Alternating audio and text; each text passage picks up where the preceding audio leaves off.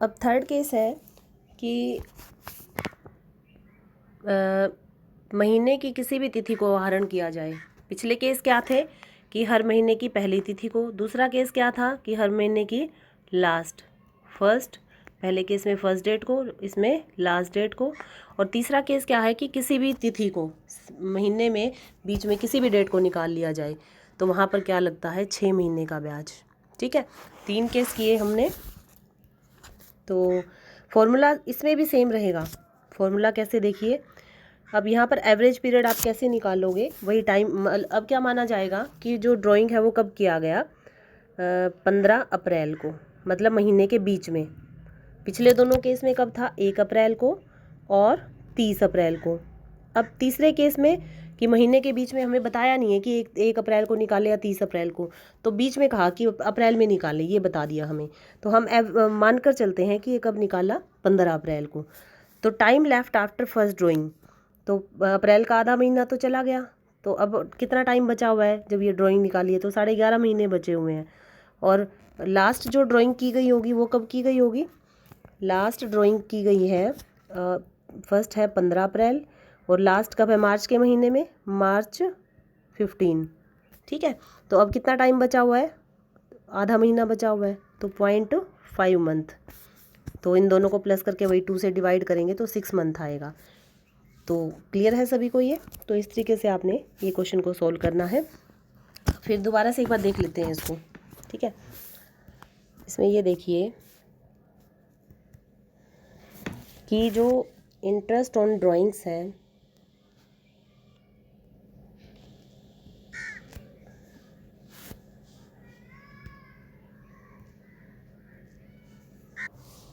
अब यहाँ 3 केस हैं। फर्स्ट केस में क्या कहता है कि एवरी मंथ, हर महीने ड्राइंग कब किया जाता है, फर्स्ट डेट को। ठीक है, सेकंड केस क्या है कि एवरी मंथ, हर महीने निकालता है, अमाउंट भी सेम है हर केस में, ये निकालता है लास्ट डेट को। ठीक है, और थर्ड क्या है कि मिडल ऑफ द, मतलब किसी भी महीने, किसी भी डेट को। ठीक है, तो ये क्या क्या करता है, मिडल ऑफ एवरी मंथ मान लेंगे इसको। थर्ड केस हमारा हो गया middle of every month. 3 case हैं, तीनों केस में फॉर्मूला आपका क्या रहेगा, सेम रहेगा।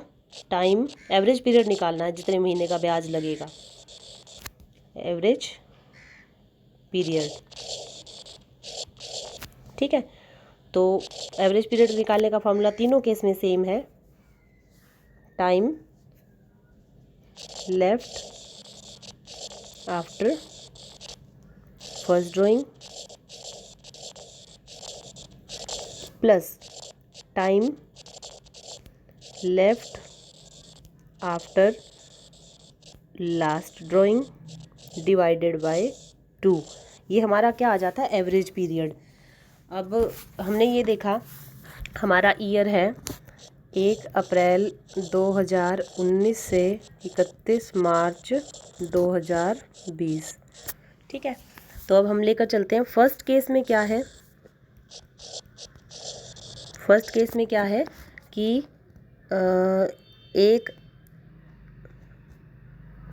1 अप्रैल को निकाला उसने।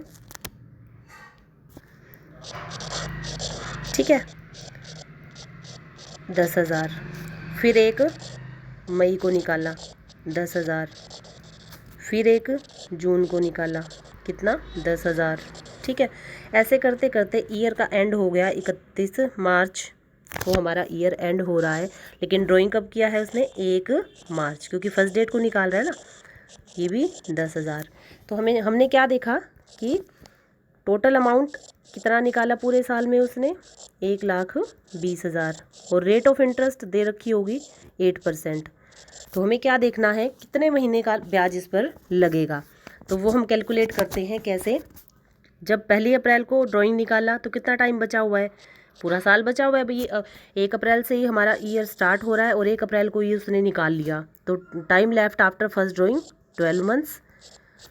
ठीक है, और प्लस में time left after last drawing, last drawing की गई है 1 मार्च को, तो कितना टाइम बचा हुआ है, 1 महीना। डिवाइड कर देंगे 2 से, 13/2 6.5 मंथ। 6.5 महीने का ब्याज लगा देंगे इसे 1,20,000 पर 8% से 6.5 महीने का। कैसे, 1,20,000 पर 8% से और 6.5 महीने का। ठीक है, तो फर्स्ट तो ये है। अब सेकंड केस में क्या करना है, सेकंड केस में सेम। अब सेकंड केस में क्या कहा कि at the end of the month वो ड्राइंग्स निकाल रहा है। तो पहली ड्राइंग कब की होगी, 30 अप्रैल को। ठीक है, ईयर वही है आपका। फिर कब की होगी, 31 मई को। फिर कब की होगी, 30 जून को। ठीक है, ऐसे करते करते ईयर का एंड कब होगा, मार्च में। तो मार्च में कब की होगी उसने, 31, क्योंकि मंथ के एंड में, मतलब एंड डेट को वो पैसे निकालता है। ठीक है, तो कितना अमाउंट निकाला, अमाउंट सेम है। पूरे साल में कितना निकाला, वही 1,20,000। रेट ऑफ इंटरेस्ट दी हुई है 1,20,000 पर 8% से। कितने महीने का लगना है, अब वो हमें कैलकुलेट करना है। फार्मूला वही लगेगा आपका। Time left after first drawing कितना है, 30 अप्रैल को जब वो निकाल रहा है तो अप्रैल का महीना तो चला गया, तो कितने महीने बचे हुए हैं, 11। और लास्ट ड्राइंग कब की है, 31 मार्च, तो कोई कुछ भी नहीं बचा हुआ, तो 0 डिवाइडेड बाय 2, तो 5.5 मंथ्स। तो कितने महीने का बचा हुआ है, ये 5.5 महीने का। इस पर क्या लगेगा, इंटरेस्ट लगेगा। ठीक है, तो ये आप कैलकुलेट करेंगे। और थर्ड केस क्या बताया है, थर्ड केस में बीच में कभी भी निकाल लेता है। हम क्या मानकर चल रहे हैं कि 15 अप्रैल को, 15 अप्रैल, 15 मई, 15 जून, फिर लास्ट में 15, ये बीच में सारे महीने, 15 मार्च। तो time left after first drawing, April के 15 दिन चले गए, तो 11.5 महीने बचे हुए हैं पहली ड्राइंग के बाद। लास्ट ड्राइंग के बाद कितना बचा हुआ है, आधा महीना बचा हुआ है। ठीक है, डिवाइडेड बाय 2, तो ये कितना आ जाएगा, 12/2 6 मंथ का इंटरेस्ट लगेगा। अमाउंट वही है 1,20,000 पर और 8% से 6 महीने का। तो ये तीनों केस आपके इस प्रकार से सॉल्व आपने करने हैं। ठीक है, क्लियर है अब।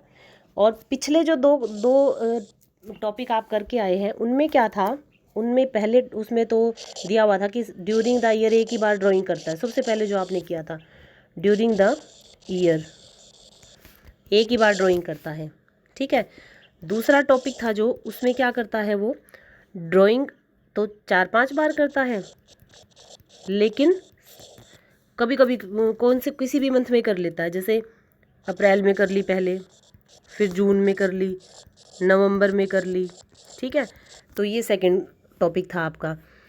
ठीक है, तो यहाँ पर आपको रेट ऑफ इंटरेस्ट दे रखी होती थी, मान लो 8%, तो जितना अमाउंट निकालता था उस पर 8% से जितने महीने यूज़ किया उसका निकाल देते थे। जैसे आप वो कर चुके हैं टॉपिक, पीछे देख लीजिए क्वेश्चंस।